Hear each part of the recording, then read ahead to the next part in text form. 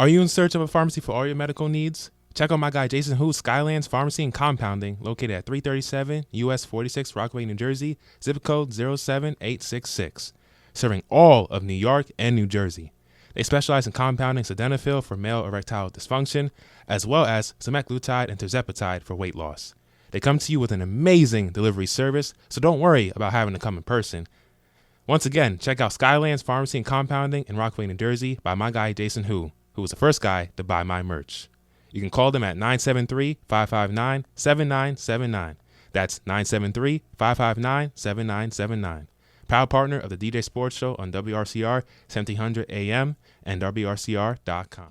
Good afternoon, everyone. I'm your host, DJ Hamilton, here at the DJ Sports Show here on WRCR Radio here in Gardenville, New York, on this lovely Saturday afternoon where it's very hot outside today. How you doing today, Will? I'm doing mighty fine. DJ, how are you? I'm doing great, man. It's a beautiful Saturday. It's still summer, not fall yet. So we got to continue to enjoy the hot weather while we have it. But we got a great menu here for you guys today. We got some football and boxing. We're going to talk some Bills, Dolphins, Thursday Night Football. I'm going to have a special guest on for that segment. And I'm going to talk Canelo Alvarez, Edgar Berlanga. Talk about that fight tonight as Alvarez is looking to defend his WBO, WBA, and WBC super middleweight titles.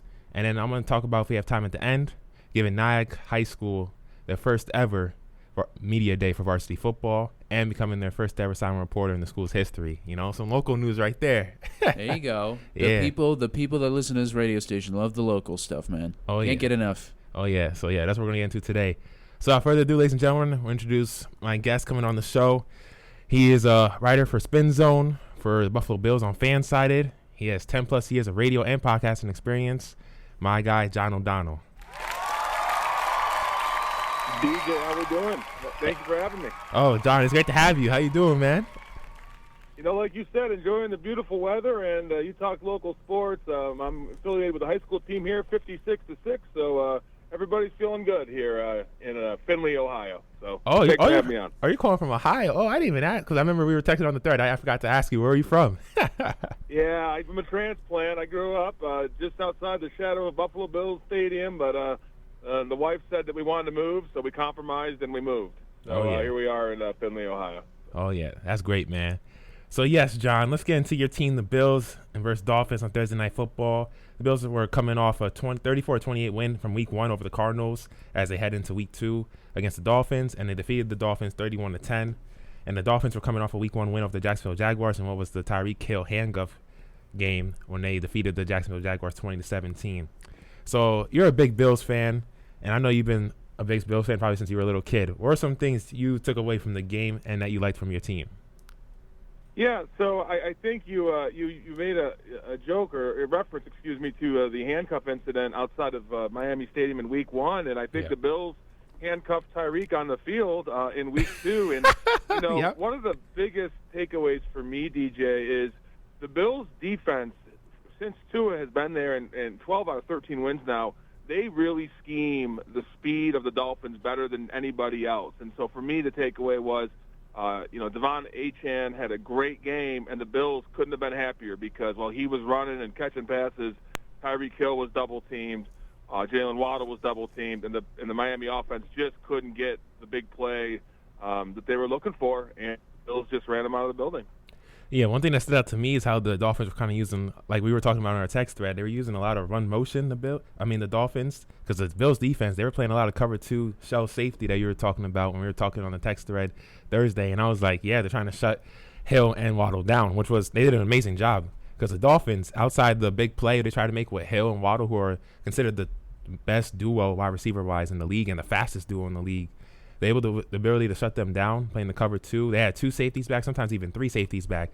They were like, okay, you guys, we're rather prevent you guys from stopping the big play against you guys instead of having you guys have a chance to get your rhythm going. Just like they had in Week 1 when they had Tyreek Hill got that 80-yard touchdown against the Jaguars. We were like, oh, yeah, we're gonna minimize that in this game. You guys ain't gonna get those big plays down the field so you can get your rhythm going. Because outside of that, their offense is kind of limited. Like you mentioned in our text thread the other day, Tua is more of a 1-read, 2-read quarterback, and we're going to get into him because that's the big elephant in the room. He got another concussion in this game, his 4th of his career, so we're going to get into that soon. But, yeah, he's more of a 1-read, 2-read quarterback. He threw 2 picks in the first quarter, And I was like, oh, this is not good. The first pick, I don't even think really was his fault. I thought it was a good throw. The receiver that just bounced off his hands, and the defense got it.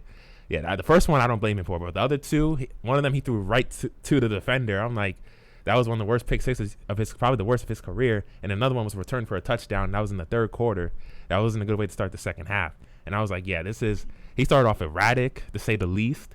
And I was like, yeah, it's going to be a long night for the Dolphins. And, man, I feel bad for Devon Achane because they were without Raheem Mostert, their star running back who was tied for the most touchdowns last season in the NFL with 21. He was out this game with a chest injury, so they didn't have him. So they were already limited. They were limited offensively in the run game, so they had to rely on Achane a lot. And he had like 22 carries in this game. And I know he was tired. You could tell he was tired because they were relying on him a lot because it seemed like the offensive coordinators and the coach, they didn't seem to trust Tua to one to throw the ball because I didn't see a lot of possessions where he was throwing the ball, especially after he got the interceptions. They're like, okay, we don't know if we really want to throw the ball with this guy struggling like this. And then he can't really seem to create something out of nothing like you see other great quarterbacks in the league do, like Patrick Mahomes or Lamar Jackson or Josh Allen, who can create something out of nothing. When they can't find the first, second read, they can make plays with the legs or just make magic happen somehow, some way. So. Yeah, I think, you mentioned the 22 carries. Achane also had 7 receptions on 7 targets. I think that was schematically exactly what the Bills wanted. Don't forget the Bills were without Taron Johnson. Yep. Terrell Bernard went out early. Matt Milano, has been out all season.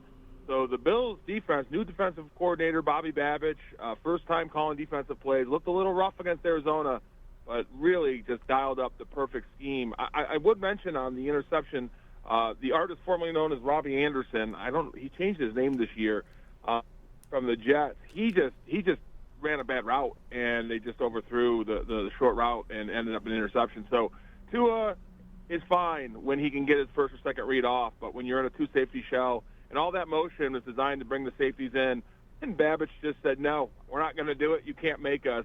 And Tua, and again, I'd like to get into the concussion because I think it's really sad and tragic, but Tua, just as a quarterback skill level, like you just referenced, he's not at the level of the elite quarterbacks, and it showed.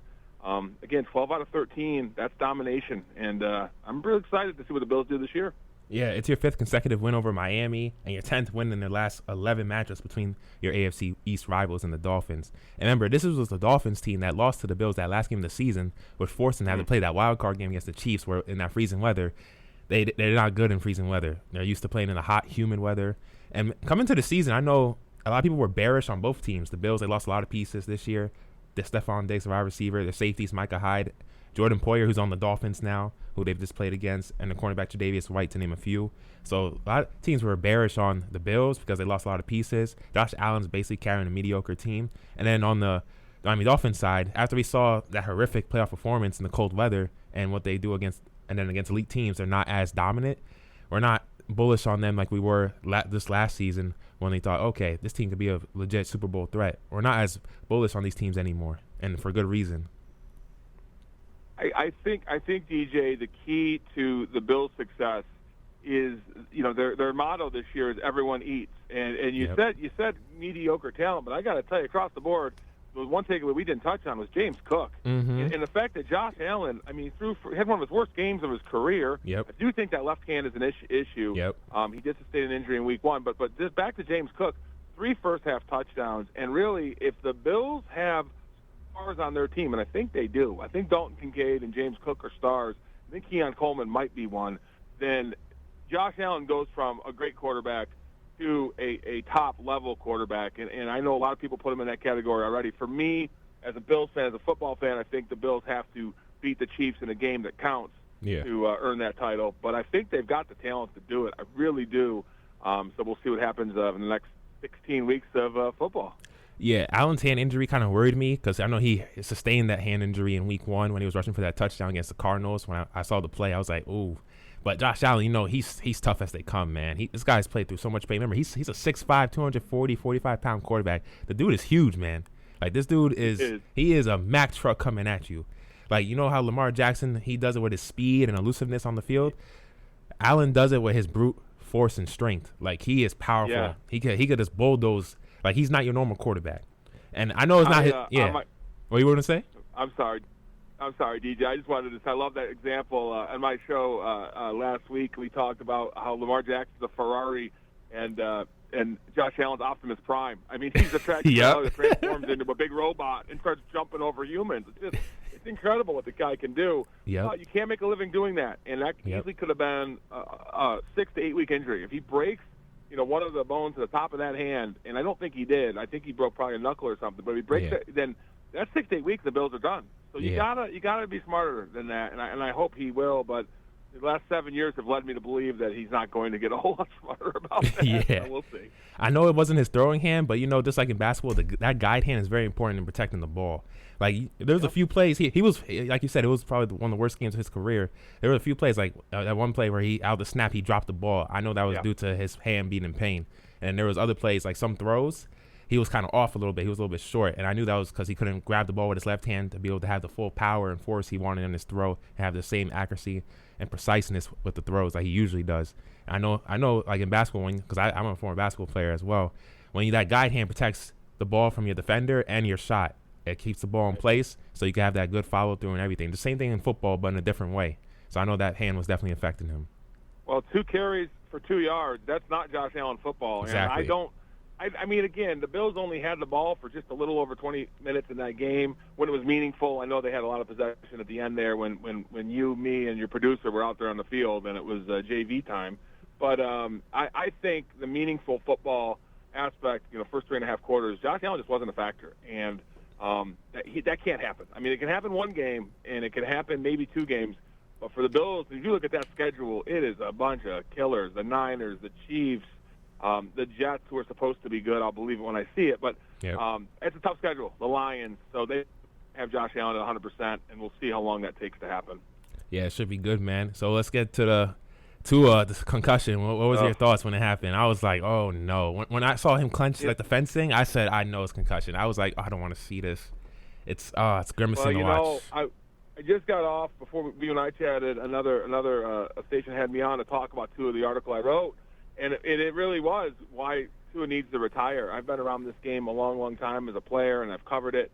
And look, at some point, you just have to look in the mirror and say, I've got a wife, I've got 2 kids, I can't do this. And when concussions happen on hits, which I would classify as, you're just a normal or a simple hit, and you go into a fencing position, I'm sorry, but something is medically wrong, and you've got to get out of the game. And it's sad to say, but I think that's the right move for Tua. Yeah, he's very susceptible to concussions. This is his 4th concussion of his career. He had 3 in the 2022 season. Remember, he had 1 in week 1 that season. I think he had 1 in week 4. And then he had another one in week 16 against the Jets, Bills, and Bengals that season. And then now against the Bills again. And it's just like, and the fact that he was throwing his chest, and remember, the person that he was throwing his chest against is Damar Hamlin. Remember that? Oh, my God. Yeah, Damar Hamlin. Remember, this guy literally died on the football field because of a chest. And the fact that Tua threw his head in his chest and nothing happened to Damar Hamlin, I'm just glad nothing happened to Damar Hamlin either, because I'm just like, oh, man. I was very worried. I wrote that. That was my lead-in. Was, the memory jumps to your front of your brain. I was at that game in Cincinnati, and it jumps to the front of your brain. And when Damar Hamlin gets up, and then you see Tua in the fencing position, and meaning his hands were, inverted. Fingers curled up. Straight. Yeah, curled up. Yeah. That was just, and again, you mentioned Week 16 against the Bengals. I was at that game. They carried him off the field in a stretcher. He openly considered retirement, and for a hit that just shouldn't have resulted in that kind of injury to cause what it's caused. The language out of the Dolphins camp is also, if you've noticed, very guarded. They've talked about nothing football-related with Tua, only medically related and best interests of Tua and his family. And I think when teams start talking that way, the player may not be coming back, and I don't think he should. And I hate to say that. You don't want to tell anybody what to do with their career. Yeah. But, man, life and family first, football second, third, or fourth. That's how it has to be. Yeah, at the end of the day, this is just a game. Like, he's only 26, 27. You got your whole life ahead of you. You already made generational money, and you just got to look at your wife, your kids. You want to be there for your future grandkids. Like, you want to be there for them and be able to remember the memories and stuff. You don't want football to take away your memories, get dementia, stuff, because we've seen how CTE has really affected a lot of these football players through the years, man. And it turns out to be, we've seen some horrific stuff from Aaron Hernandez, Junior Seau, just to name a few, and it turns into sad stories. So I don't want to see that with Tua. I know he's going to make the decision based on what he wants to do because, remember, he's a grown man at the end of the day. But all we can do is give him the best information, the best doctors, the medical team on the team, and then doctors outside the team are going to try to do that. And the NFL is going to go do that concussion protocol as well. But I don't know if he's going to retire, but all we can do is pray for him and wish the best for him. And I don't want to see this happen anymore because, remember, he had a concussion, too, in college his senior year as well, back in Alabama. Yeah. So it's not even just in the pros. He has a history of this. So I just don't want to see this happen anymore. This game is not meant to be played by people of his size. And I know we've had successful smaller quarterbacks, especially of a recent note, but there's a reason that most of the quarterbacks that are super successful in this league are 6'2", 6'3", and larger men. I mean, when you're 5'11" and 6 foot tall and you're 200 pounds soaking wet, these guys are big human beings and bad things can happen. And again, I agree that I don't think Tua is going to retire, by the way. I think he should, but I don't think he will. Yeah. And I hope he does what's best for him and his family. And if that is playing football, God bless him. From an outsider's point of view, I just don't see it that way. Well, John, this has been great having you. Tell the people where they can find your work before you log off. Yeah, no, please. Cinderblock Sports is my weekly show, and as DJ said, I'm on NFL Spin Zone, writing about the Bills, the NFL, and all things football. DJ, it's been a pleasure myself, and look forward to doing it again sometime. Thank you. Oh, John, it was great having you. Ladies and gentlemen, that was John O'Donnell. Pleasure having you on, my friend.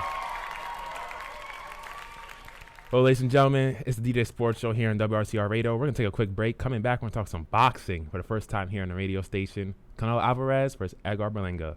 Listen to the DJ Sports Show here on WRCR Radio, and we'll be right back. And yes, ladies and gentlemen, it's your host, DJ Hamilton, with the DJ Sports Show here on WRCR Radio in Garnerville, New York. So tonight, we got some boxing for you guys here. We got a big night in the boxing world. Canelo Alvarez taking on Edgar Berlanga to defend his WBC, WBA, and WBO super middleweight titles. Alvarez is 61-2-2 with 39 career knockouts throughout his illustrious 19-year career. He was the undisputed champion until the IBF, which stands for the International Boxing Federation, stripped him of the belt in July after Alvarez decided to take Berlanga instead of the organization's mandatory #1 challenger, William Skull. He's coming off a unanimous decision win over Jaime Munguia, and here are some sounds from that fighting match. I think it'll serve Canelo right to start trying to back up Munguia with jabs, just like that. If you could do that and jab to the chest and back up Munguia, who is not accustomed to going backwards, then you can get let off on combinations and explosive combinations and punches if you're Canelo. Ooh, right from Munguia. And he's trying to batter Canelo, who answers with a right hand of his own, and then an uppercut.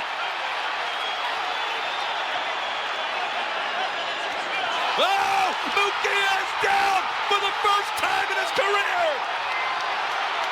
And this is what's going to turn into a firefight. An uppercut that he didn't see coming. This is what happens. Jaime Munguia has been hurt and rocked in previous fights. He has never been hit by a guy with this kind of power. Yes, those are the sounds from Alvarez and Munguia fight that happened earlier this year in May. And Alvarez is a very versatile fighter. This is a guy who has been in very different divisions and won titles. He's done it in 4 different divisions: super middleweight, junior middleweight, light heavyweight, and middleweight throughout his illustrious career. He's defeated some great fighters and world champions throughout the years, from Gennady Golovkin, 2-0-1 in their trilogy, Miguel Cotto, Amir Khan, and Billy Joe Saunders, to name a few. He defeated Saunders back in 21 to claim the WBO super middleweight title, where he pretty much fractured his eye socket, and he sent the man into retirement. Well, yeah, ouch. Yeah, he fractured his eye socket in that match, and after that, Saunders said, "You know what? I'm done with boxing." That's they call him the Mexican monster. He's from Mexico, Alvarez. He is a monster, man. He's been in this for a long time, since he was a teenager. So he's a very experienced fighter. He's faced some elite competition through the years. His only 2 losses are against Floyd Mayweather in 2013, and he lost to Dimitri Bivol in May 22. But since then, he has won 4 consecutive fights, all by unanimous decisions. So he's done a great job. On the other side, we have Berlanga, who's 27, a young upstart from Brooklyn, New York. He's from New York, just like us, from the city. He got that, the hood in him. So he comes in undefeated. He has 17 career knockouts with his first 16 pro matchups. This is being first round KOs. He is looking for his first world title. He's the challenger and the gatekeeper, trying to take away the titles from Alvarez. And I know he is the underdog in this match. Alvarez is favored, according to ESPN Bet, minus 2,000 odds to win this match to defend this title. And Berlanga's the underdog at plus 9,000 odds. So not a lot of people are expecting him to win. A lot of people are like, oh, we don't know if he's going to win. One thing about Alvarez, he's more of a counter puncher. He likes to let his defender make the first offensive move, and then he likes to blow into the body of his opponent.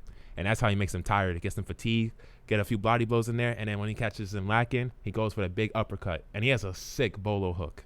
He does a little bolo hook, and then he does a quick, sharp uppercut. I watched some of his videos yesterday. I'm like, oh, my God. His defense, too, his bob and weaving is elite. His ability to dodge punches is one of the best we've ever seen. So yeah, Alvarez, they're both looking to make history. Berlanga is looking to get his first world title in his career and propel his name to upper echelon amongst the elite boxers in the world. And Alvarez, right now, he's 21-2-1 in world title fights. A win would make him the third all-time wins leader in world title fights by a Mexican fighter. He'll be only behind Julio Cesar Chavez with 31 and Ricardo Finito Lopez, who have 25. So tonight's going to be a great fight for you boxing fans, so make sure you guys tune into that. I got Alvarez winning that one. I know, Will, you don't watch boxing, so you're probably just like, hey. I've seen YouTubers box each other. You know, You ever heard of that Creator Clash? I've seen that, but I don't see I will say, though, to have one of your only two losses be against Floyd Mayweather is, that's a big, high, mighty, one of the best out there even I know. Yeah, so. He's one of the greatest athletes of all time, one of the greatest athletes of the century. So, yeah, losing with Floyd is nothing to be ashamed of that. So, yeah, we got a great boxing match for you guys tonight, and make sure you guys tune into that. It's 11 p.m. Eastern Time, 8 p.m. Pacific Time. So, last thing I want to get into, ladies and gentlemen, before we close out the show in a few minutes, is I had the opportunity and honor to give Nyack High School their first ever media day in varsity football history and become the first ever silent reporter in the school's history. And it was great to give back to a local community here in Rockland County because we don't really get a lot of exposure, a lot of people who seem to care or want to continue to uplift the community. So it was great to give the 5 senior captains, and the head coach, Anthony DeMarsico, their first media day in the school's history, just to pick their brain, how they're getting prepared for the season, stuff like that. I remember my first silent reporting experience was last Saturday. They were playing, Kingston in week 0. So it's just like a kind of a scrimmage game. And I know they didn't come with the win, but I remember before the game, I wasn't that nervous because I was rehearsing like crazy what to say. Because one thing about being a silent reporter, you got to be able to memorize the stuff. Like, you got to be able to do it off the head. And it's not like radio where you can have your notes next to you and all that. TV is a totally different beast, Will. Amen. Yeah, totally different beast. I know you're the type of guy who has the news right in front of you. You told me. Oh, yes. I have my laptop here always. That's always got the breaking news and whatnot. It's very useful, very useful. Radio is totally different from TV. They're both two different mediums. Oh, yeah. So, yeah, and I love both radio and being a silent reporter. It was my first experience. I wasn't as nervous as I thought because I was rehearsing like crazy, but I had to wait for the camera guy to come and stuff like that. So, but yeah, seeing the kids, their enthusiasm, how excited they were, they're ecstatic. And I knew the part that made me feel good is like, man, I'm making history. Like, no one's ever done this before. They never had a silent reporter before. Even in the years they won the state title at Nyack Varsity football, 2000, the year I was born, and then 2003, they never had a state title. And they had some dominant teams back then. Like, they had some real great teams, some even undefeated teams, and they never had a silent reporter. So this would be a part of that. And actually, I got to speak with the coach, Anthony DeMarsico, on how he looks to shift the culture here at Nyack High School. What type of culture do you hope to install here as you look to turn the program around? At the end of the day, I want my kids just to have fun. But I want the discipline aspect of football to be part of the way they play. Football is a stepping stone for some the way they live their life outside of football. So it's both. I want them to treat their teammates with respect, the same way they'd like to be treated. But I want them to play with that competitive edge. Everything about this game is competitive. Football makes you a man, and you got to learn how to deal with that on the field and outside the field too. Yes, that was Anthony DeMarsico, the first-year head coach for Nyack High School varsity football team. They're playing Eastchester today at 1:30 at Eastchester in Week 1. This is the first game that will count on the schedule and the record, so I hope to get that win today, as I won't be able to be there for the game, silent reporting, but I hope to be there for the Harrison game next Friday at 7 p.m. Eastern Time, I believe it is, where they're going to play Harrison at Harrison, New York. So if you guys can, make sure you guys go there and support them. Harrison's about 40 minutes away from here. Do what you can to support the team and stuff of that nature. And then they'll play Rye, I think, the week after that. So, and Rye is a big rival of theirs, so make sure you guys tune into that. That'll be a home game for them. I believe that it will be the 28th, if I'm not mistaken. That's Saturday. It'll be at 6 p.m., if I believe. Yeah, so make sure you guys go tune into that.